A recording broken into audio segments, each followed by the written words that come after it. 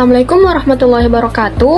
Halo teman-teman, perkenalkan nama saya Nurfudil Azmi dengan NIM 70300123101. Kali ini kita akan membahas tentang hukum penggunaan obat yang mengandung unsur najis dalam perspektif fikih. Berikut penjelasannya. Obat adalah bahan untuk mencegah, mengobati, dan menyembuhkan berbagai penyakit. Obat bisa digunakan dengan diminum, dimakan, disuntikan ke kulit, dimasukkan ke dubur dan vagina, ataupun ditempel. Kehalalan obat dapat terindikasi dengan berbagai cara. Yang pertama itu, dia tidak mengandung najis. Yang kedua, dia tidak mengandung hewan yang dilarang. Dan yang ketiga, tidak menyebabkan efek-efek berbahaya. Dan yang terakhir itu, tidak diproses, disediakan, dan disimpan dengan menggunakan alat-alat yang tidak bebas dari najis.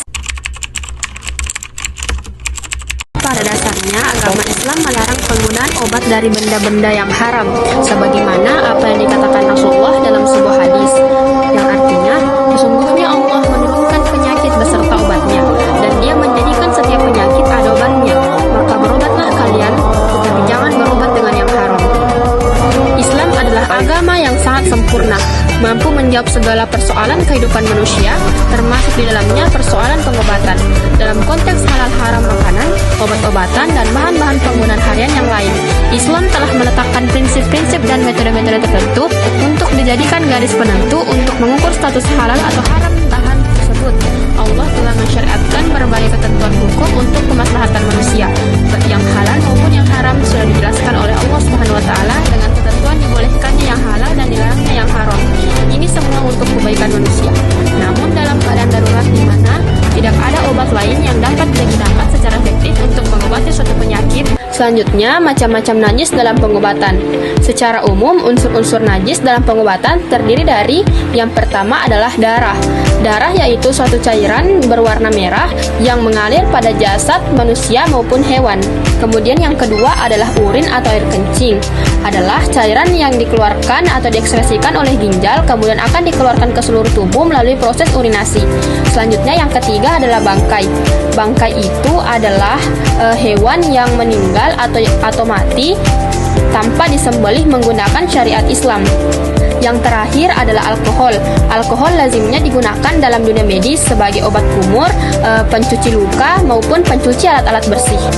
Nah teman-teman, lantas bagaimana sih hukum berobat dengan benda najis dalam Islam? Jadi hukum asal berobat dengan benda najis adalah haram. Akan tetapi, jika dihadapkan pada keadaan darurat, maka agama Islam memberikan kelonggaran. Sebagaimana kaidah, darurat memperbolehkan sesuatu yang dilarang. Di dalam surah Al-An'am, Allah berfirman, yang artinya, sesungguhnya Allah telah menjelaskan kepada kamu apa yang diharamkan atasmu, kecuali apa yang terpaksa kamu kepadanya, dalam kondisi darurat. Quran Surah Al-An'am ayat 119. Para ulama mengatakan tidak sah dikatakan kondisi darurat kecuali terpenuhinya 3 perkara. Yang pertama, jika kondisinya semakin memburuk atau mengantarkan pada kebinasaan. Yang kedua, harus diyakini atau diduga kuat barang haram ini menghilangkan penyakitnya. Yang ketiga, tidak dijumpai obat lain setelah dicari selain benda haram ini. Jika terpenuhinya 3 syarat tersebut, maka diizinkan sesuatu yang haram sebagaimana firman Allah tadi. Dan sebagai bukti, Nabi Muhammad mengizinkan sahabat Zubair dan Tulha memakai kain sutra untuk menghilangkan sakit gatal saat berperang. Padahal, sutra asalnya haram bagi laki-laki. Hadis riwayat Bukhari dan Muslim. Jadi kesimpulannya, berobat adalah upaya penyembuhan yang dianjurkan Rasulullah SAW. Bahkan ia adalah bagian bentuk rasa tawakal kepada Allah Subhanahu wa taala. Akan tetapi, berobat dilarang dengan menggunakan obat dari najis atau yang terbuat dari benda-benda yang diharamkan Islam. Pada saat darurat, maka Islam memberikan rukhsah atau kelonggaran untuk berobat dengan yang haram dengan beberapa persyaratan kondisi darurat yang sudah dijelaskan para ulama. Kecuali untuk khamar, maka khamar tetap tidak bisa dijadikan sebagai obat karena dalam khamar tidak terpenuhinya syarat-syarat darurat. Mungkin itu saja dari saya. Wassalamualaikum warahmatullahi wabarakatuh.